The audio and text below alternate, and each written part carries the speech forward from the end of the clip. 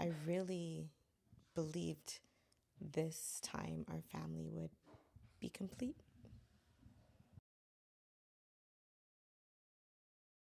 I don't think I don't think anyone prepares you for what actually happens after a failed IVF cycle.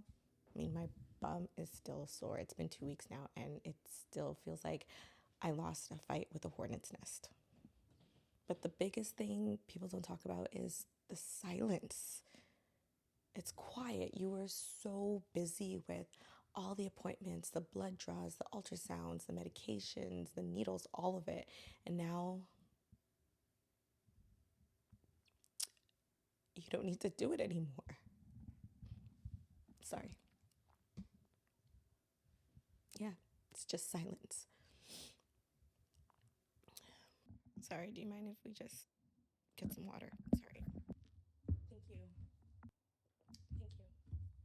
Thank you. Yeah, ready. Yeah, yeah, okay. Of course, I kept thinking how does something that everyone said look perfect, look great on paper, fail?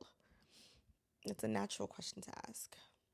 How do you go from hope to pretty much hopeless in one phone call? Yeah, so no, this wasn't her first IVF cycle.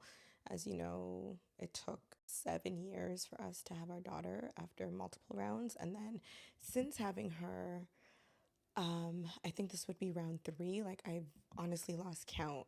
But I know we started trying when she was 18 months because I had to stop breastfeeding her because of all the medications and stuff. They can't go into her system, so I had to stop breastfeeding. So yeah, we started trying at 18 months, and then she turned 5 last weekend. So it's been a while.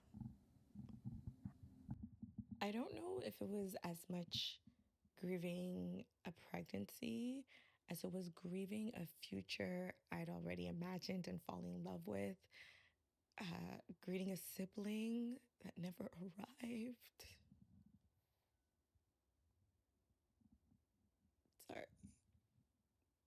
that's the hardest part. Like you fall in love with this image, this hope, this promise. Like, I'm one of 7 kids. Like, we come from, families with multiple kids, and wanting your child to experience that, and then not being able to give them that. Every time she's like, "Mommy, I want a little brother. Mommy, I want a baby sister," like her friend, and you can't, you have no answers.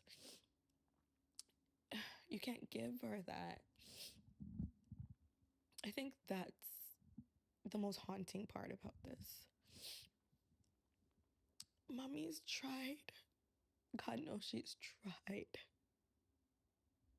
She's tried so hard for so long and still hasn't been able to give you that sibling.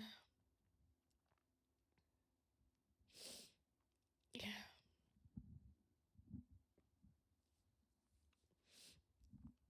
That's probably one of the toughest parts, looking at her. I mean, of course, I'm grateful for her, but it's hard knowing you can't give her what she wants, probably just as much as you want. And I know that's a really strange concept, and a really strange thing about infertility. You're constantly grieving people you've never met, right? That's essentially what it comes down to. You're grieving people you have never actually met. All this while acting normal in society, trying not to cry. Obviously, I'm failing at that. And then, in the next moment, pretending I wasn't, pretending I was perfectly fine, running into a meeting or walking into the office or picking up my daughter at the grocery store, trying not to despise women with their beautiful bumps. I'm pretty sure that's the origin story of some kind of mythical evil character. But like, I can see it, I totally get it. But Yeah, the pretending. There's so much weight, and it's so exhausting pretending to be fine when you're literally in shambles on the inside.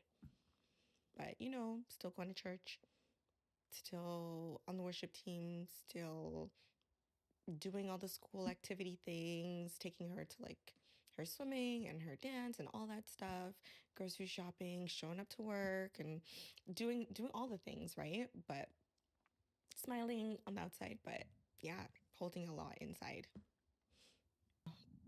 No, we decided not to tell anybody this cycle just because we've been through it so much, and there's always that like anticipation, not like we would broadcast it to the world or anything, but like we would tell a few people, maybe closest family, right?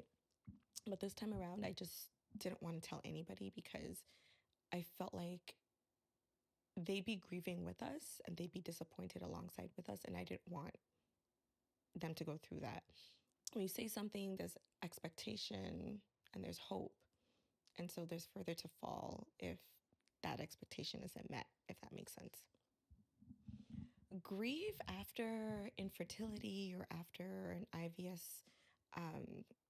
loss or miscarriage, it's strange because it's not like you take bereavement leave, especially if people don't know. The world just keeps going, right? It doesn't stop. Nobody sends flowers. Nobody gathers at your house. Well, we do have a very dear friend. Shout out to Auntie Lee. Um, the last cycle, she sent us this beautiful bouquet. But typically, nobody sends flowers. The world doesn't stop. Life just keeps going and asking you to show up. Because what's the alternative? You just roll over and die. You just quit? No. If you are on this journey, you are a freaking warrior, and you just keep showing up and taking it one moment at a time and one step at a time. And I know people say don't question God, but I did.